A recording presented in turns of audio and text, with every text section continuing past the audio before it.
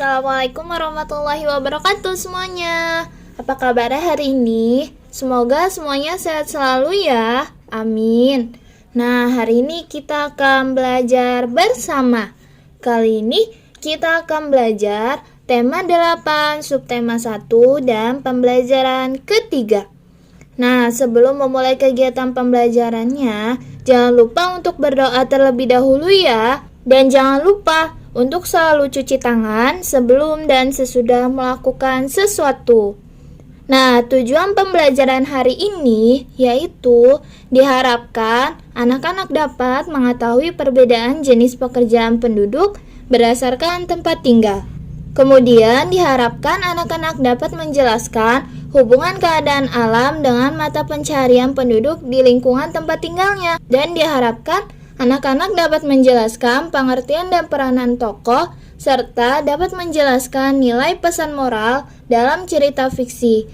Serta diharapkan dapat menjelaskan karakteristik individu dalam keluarga sesuai gambar, dan dapat menjelaskan karakteristik individu di dalam keluarga. Nah, kita lanjut yuk ke pembelajarannya. Coba perhatikan gambar berikut ini. Di gambar tersebut terdapat seorang anak perempuan ya. Wah, ternyata anak perempuan tersebut bernama Dayu. Nah, Dayu merupakan anak yang berasal dari Bali. Dayu dan keluarganya tinggal di daerah Tabanan. Wilayah Kabupaten Tabanan didominasi oleh pegunungan dan pantai. Selain itu, Tabanan terkenal sebagai penghasil beras dan sayuran. Mayoritas penduduknya bermata pencaharian sebagai petani. Namun, penduduk yang tinggal di pantai bermata pencaharian sebagai nelayan. Maka, keadaan alam suatu tempat mempengaruhi mata pencaharian penduduknya ya. Tapi, tahukah kalian apa itu mata pencaharian? Ya, mata pencaharian merupakan suatu pekerjaan yang dilakukan setiap hari sebagai pekerjaan pokok untuk mendapatkan uang. Nah, lingkungan mempengaruhi mata pencaharian penduduk di suatu daerah loh, di mana mata pencaharian penduduk di suatu daerah berbeda dengan daerah lain. Seperti halnya mata pencaharian penduduk di daerah pesisir pantai akan berbeda dengan mata pencaharian penduduk di daerah dataran rendah maupun di dataran tinggi. Kira-kira kenapa ya bisa seperti itu? Yuk kita cari tahu bersama. Coba perhatikan gambar berikut ini. Terdapat 3 gambar ya yang menunjukkan pantai, dataran rendah, dan dataran tinggi. Coba perhatikan kembali, kira-kira apa ya yang membedakan dari ketiga gambar tersebut? Nah, jika dilihat dari sisi keadaan lingkungan, bagaimana kira-kira keadaan lingkungannya ya? Ya, hebat! Di pantai memiliki keadaan lingkungan yang cenderung panas dan lokasinya ada di daratan yang berbatasan dengan laut. Begitu juga di dataran rendah memiliki keadaan lingkungan yang cenderung panas, tetapi memiliki tanah yang datar dan rata. Namun berbeda di dataran tinggi, yaitu memiliki keadaan lingkungan yang suhu udaranya sejuk dan lokasinya memiliki kelembaban udara dan juga kelembaban tanah yang tinggi. Nah, begitu juga dilihat dari sumber daya alamnya ya. Sumber daya alam di daerah pantai itu ada bermacam-macam, seperti adanya ikan di laut, ada air laut yang dapat dijadikan sebagai garam, serta terdapat kerang-kerang laut yang dapat dibuat kerajinan. Namun, hal tersebut berbeda dengan dataran rendah.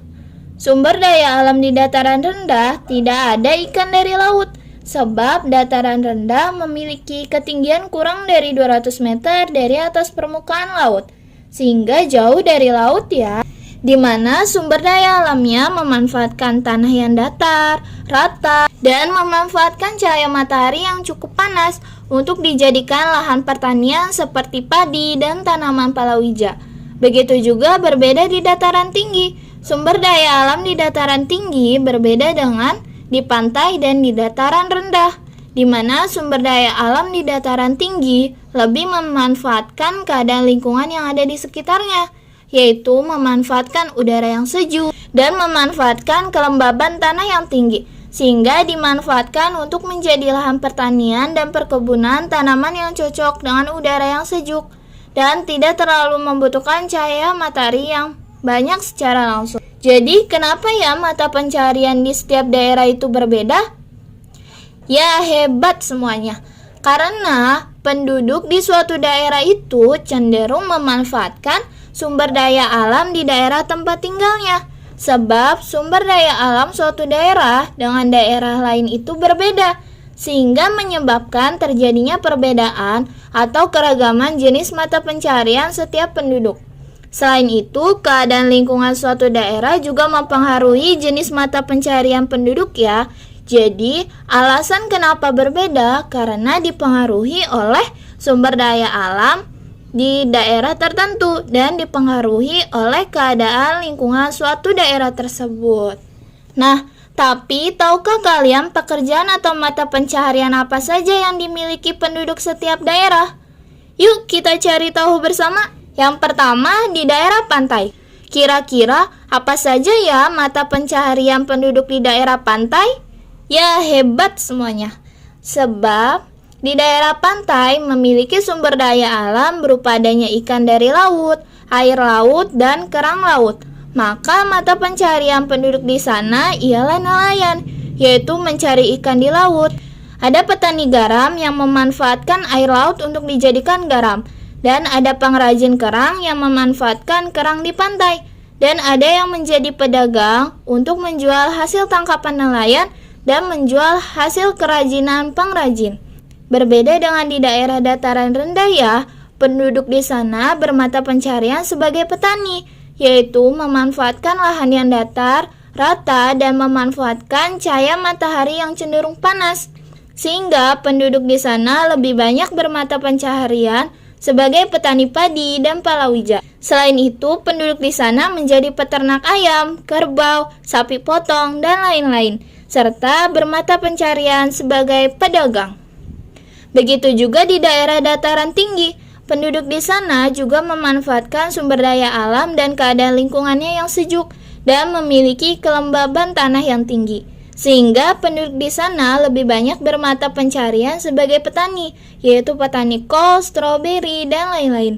Selain itu, bermata pencaharian sebagai pekerja kebun teh, kopi, cengkeh yang tidak terlalu membutuhkan cahaya matahari yang terlalu banyak secara langsung. Begitu juga banyak yang menjadi peternak sapi perah dan pedagang. Namun, tahukah kalian apa ya yang membedakan petani di dataran rendah dengan petani di dataran tinggi itu? Ya, hebat.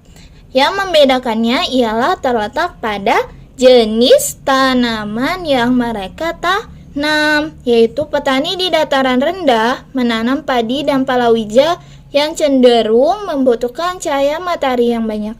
Sedangkan petani di daerah dataran tinggi menanam sayuran seperti kol, wortel, bawang, dan kubis yang tidak terlalu banyak membutuhkan cahaya matahari secara langsung.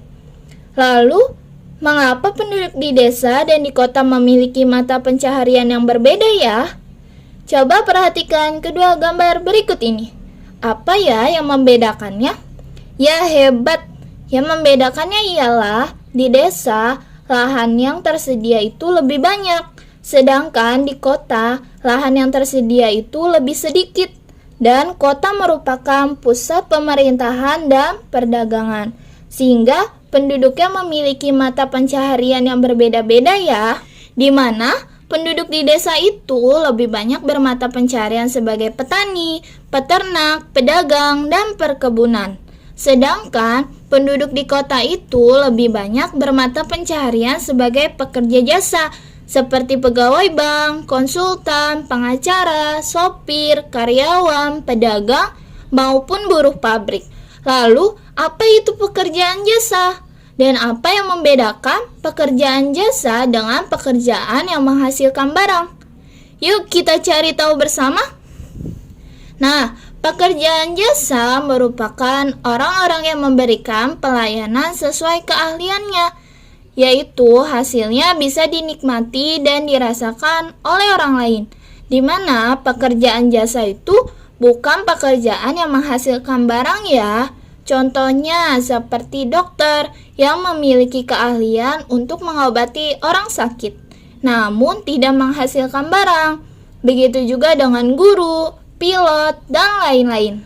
Sedangkan pekerja yang menghasilkan barang, contohnya seperti penjahit, koki, dan lain-lain, di mana profesi itu memiliki keahlian juga, tetapi menghasilkan barang. Jadi bedanya pekerja jasa itu tidak menghasilkan barang, sedangkan pekerja yang menghasilkan barang pasti akan menghasilkan barang. Nah, nanti jangan lupa ya untuk melakukan pengamatan di daerah rumahmu masing-masing dan diisi sesuai dengan lingkungan daerah rumahmu. Contohnya bisa seperti ini ya. Contohnya namanya Syafiq, kelas 4, dan lainnya. Oke, kita lanjut yuk ke pembelajaran selanjutnya.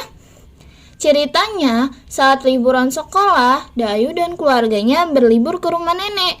Dayu sangat senang menghabiskan waktu bersama nenek, sebab nenek Dayu itu suka bercerita. Kali ini, nenek Dayu akan menceritakan tentang asal mula Bukit Catu.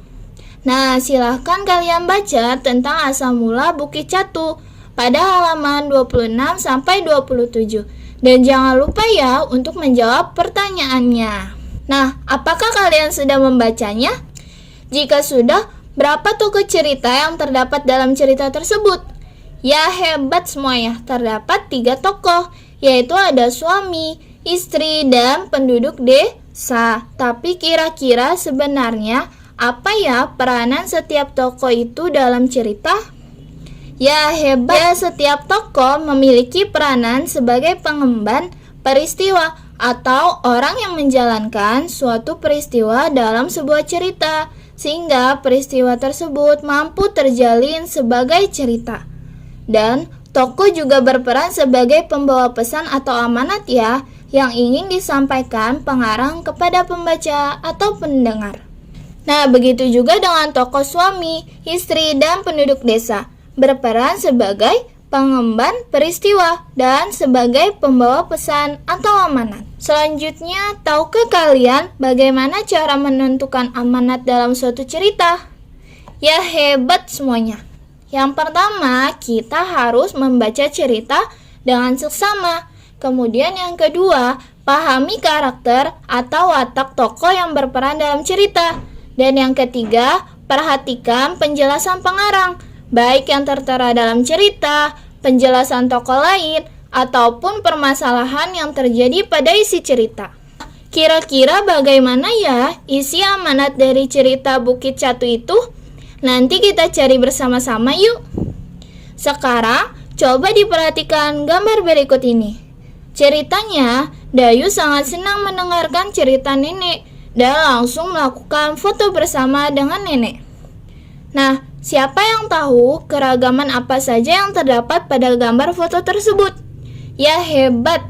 Terdapat keragaman jenis rambut, yaitu ada hitam, ada putih, kemudian terdapat keragaman tinggi badan. Selanjutnya terdapat keragaman usia, dan terdapat keragaman panjang pendeknya rambut.